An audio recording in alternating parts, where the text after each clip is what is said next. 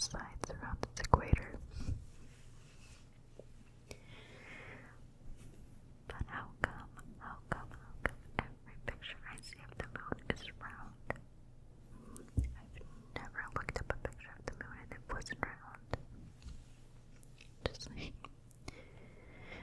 the strange shape is thought to have been created due to interactions with Earth soon after its formation. Any scientist in here, please let me know if any of these are true or false. Because some of these are unbelievable to me, like the Milky Way smells of rum, raspberries, and booze. How could you ever possibly know that? How?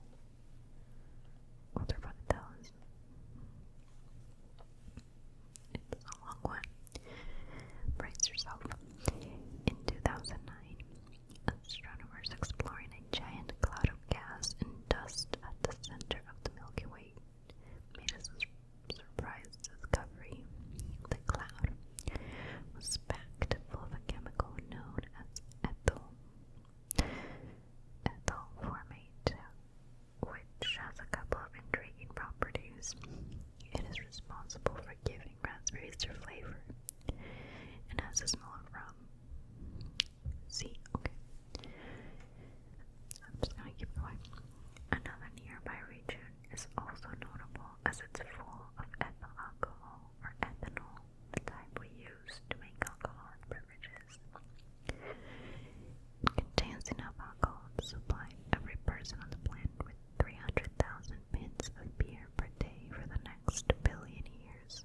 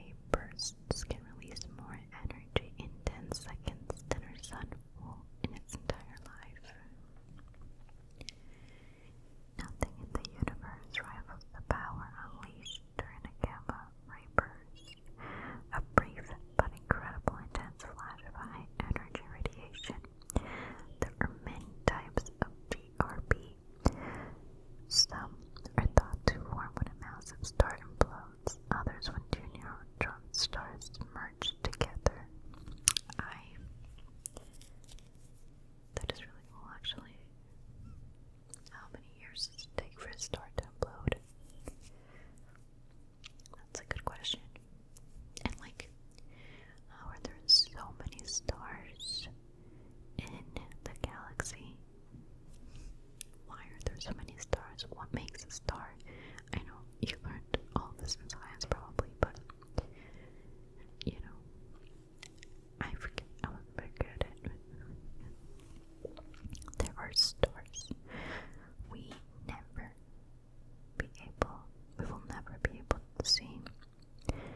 Ever since the Big Bang, most objects in space have been moving away from one another. In fact, the expansion of the universe is actually accelerating as regions of space whizzing away from one another at an ever-increasing rate. The first population of stars to form in the universe are new. Now it is far for us to ever hope of spying them, even using the best present or future telescope. Hope is not lost. We can attempt to spot them indirectly via the energetic bursts of radiation they emit at the end of their lives. Yeah, but like, if we're ever alive to be able to experience that. Black holes have theoretical opposites known as white holes. Let's see. I didn't know that. Black holes are known for their voracious appetites. Their influence is so strong that even light can't escape their gravity. But they have a theoretical converse of white holes. They are effectively the opposite of their dark relatives, spitting out light and matter instead of trapping it. So far, they are purely hypothetical objects. Astronomers are contemplating how they could form in reality. Wait a second. I'm confused now. Okay, so I was confused because I thought they meant that they existed already, but no. They're saying, hypothetically speaking, there's a theory out there that says that if a black hole exists, then there has to be a white hole, and I'm assuming they're saying that because if a black hole is absorbing light, where is this light coming from? They're probably like spitting it out. Honestly, it could be. It wouldn't be outside the realm of possibilities, but how proven is this theory? That's interesting. I would have to look into that. If Jupiter's magnetic field were visible, it would appear bigger than the moon. The region of space in which a mass's magnetic field dominates is known as its magnetosphere. This region surrounds planets, pulsars, and even our galaxy. The planets in our solar system have magnetospheres that interact with and are shaped by the charged particles in the wind streaming from our sun. The largest magnetosphere in our solar system surrounds Jupiter. Jupiter rotates very fast and has a strong magnetic field. As its magnetosphere is filled with plasma from its volcanically active moon, Lo. Really quickly, I have to ask, because we gave that name to the moon, right? Like, we have named planets. But who came up with the planets' names? And how do we know that they're actually called that? Because I feel like maybe that's not what they're named. Like, what if there are other people out there, like, in different planets that call them something else? But could it be that there are also people out there in space that call them the same thing?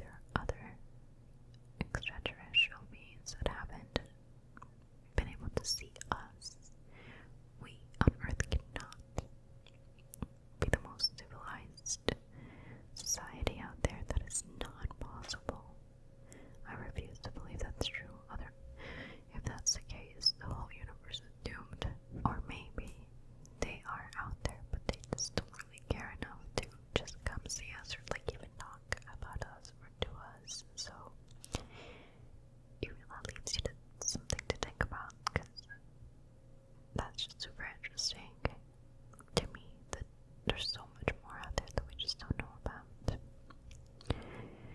Anyway, continue. It is easily big enough to contain a body the size of our sun, and if visible, would be larger than the moon in our night sky. Quite an achievement, considering that it is over 1,500 times further away. This is Jupiter's magnetic field we're talking about here. Neptune has only completed one orbit around the sun since its discovery. That's crazy. Neptune takes 165 years to complete one full orbit around the sun since it was discovered in 1846. Neptune only recently finished its full post-discovery orbit in 2011. That is insane. Demoted planet Pluto has yet to match this. It is not even close to completing one full 248-year orbit since its discovery in 1930. Whoa. Whoa. Planets can wander through space without a parent star. Okay.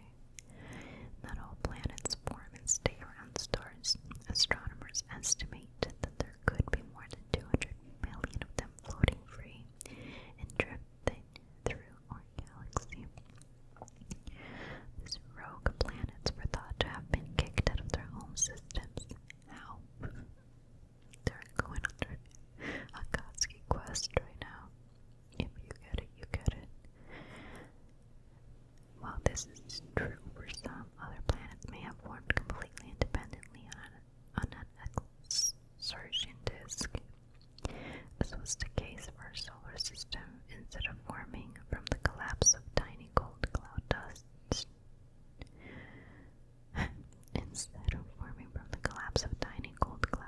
known as glob rings, I don't know. Those are hard words. The sun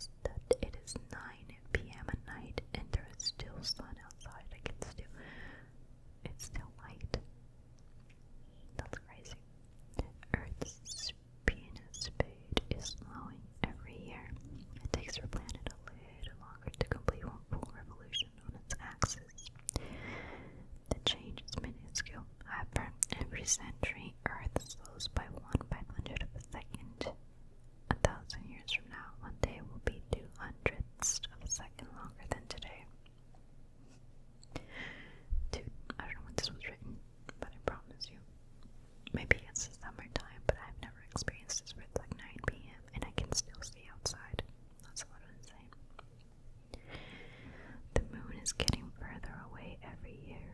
Oh god. The moon exerts a pull on Earth, causing our planet to be slightly egg-shaped. It affects water even more, creating tides and causing the oceans to pile up toward one side of the planet, forming a tidal bulge. This bulge is dragged around the moon as it orbits. As Earth rotates faster than the moon, 24 hours versus 27.3 days. The bulge moves slightly ahead of the moon's position in orbit. The moon pulls back on it, effectively trying to slow it down and causing Earth's rotation rate to gradually slow down over time as a result.